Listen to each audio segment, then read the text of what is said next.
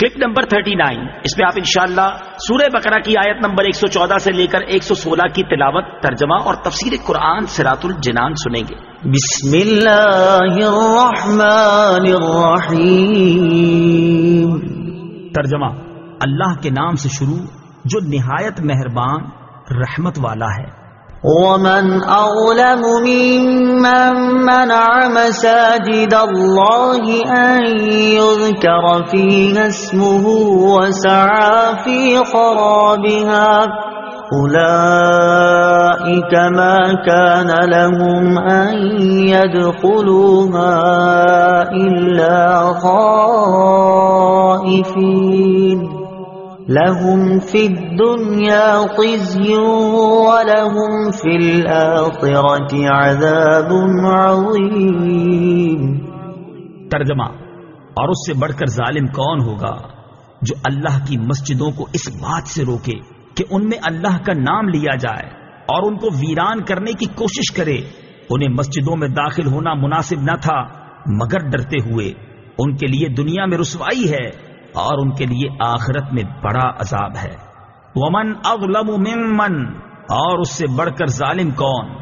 تفسیر صراط الجنان میں ہے، یہ آیت بیت المقدس کی بے حرمتی کے متعلق نازل ہوئی، جس کا مختصر واقعہ یہ ہے کہ روم کے عیسائیوں نے یہودیوں پر حملہ کر کے ان کے جنگجوؤں کو قتل کر دیا، ان کے بیوی بچوں کو قید کر لیا، توریت کو جلا دیا، بیت المقدس کو ویران کر دیا، اس میں نجاستیں ڈالی، خنزیر ذبح کیے۔ یوں بیت المقدس خلافت فاروقی تک اسی ویرانی میں رہا۔ آپ رضی اللہ تعالی عنہ کے عہد مبارک میں مسلمانوں نے اسے بنایا۔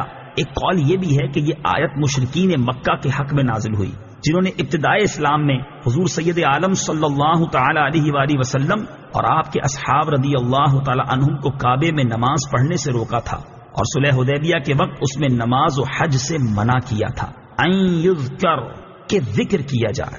تفسیر صراط الجنان میں ہے، ذکر میں نماز، خطبہ، تسبیح، وعظ، نعت شریف اور صالحین کے حالات کا بیان سب داخل ہیں۔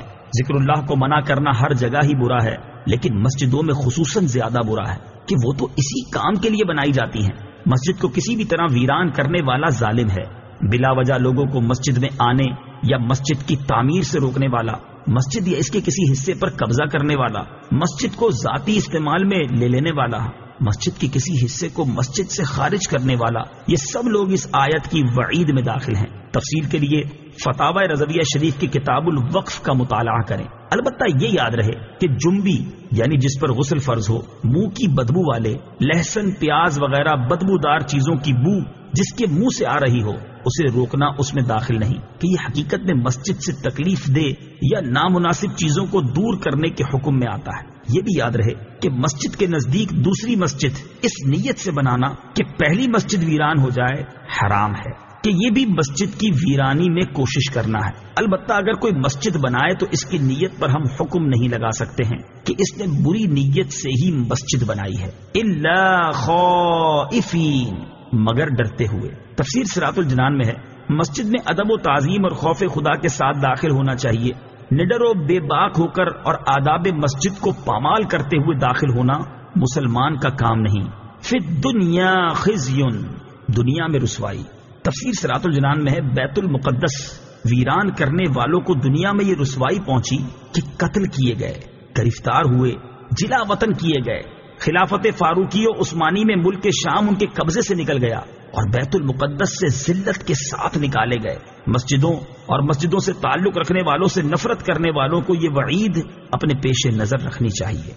وَلِلَّهِ الْمَشْرِقُ وَالْمَغْرِبُ فَأَيْنَمَا تُوَلُّوا فَثَمَّ وَجْهُ اللَّهِ إِنَّ اللَّهَ وَاسِعٌ عَلِيمٌ۔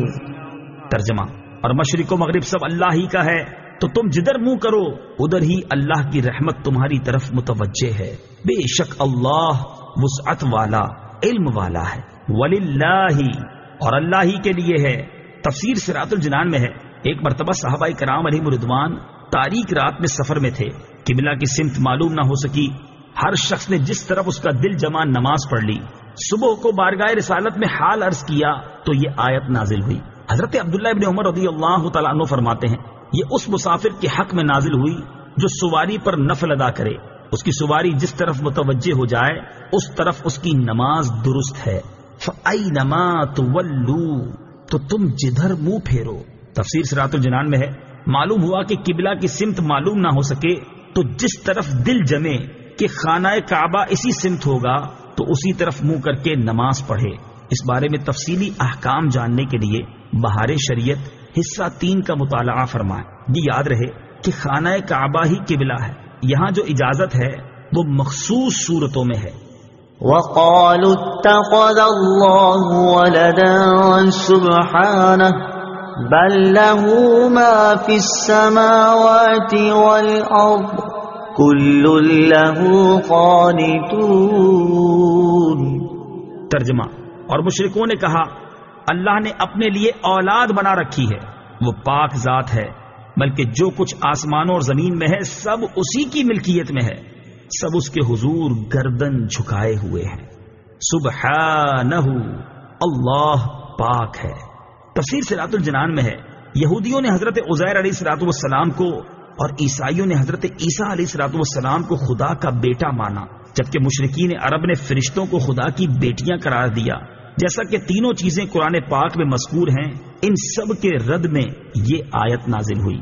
لہو ما فی السماوات، اسی کا ہے جو آسمانوں میں ہے۔ تفسیر صراط الجنان میں ہے، کسی کی اولاد اس کی ملکیت نہیں ہو سکتی، اور جب آسمانوں اور زمین کی ہر چیز اللہ تعالیٰ کی ملکیت ہے تو اس کی اولاد کیسے ہو سکتی ہے؟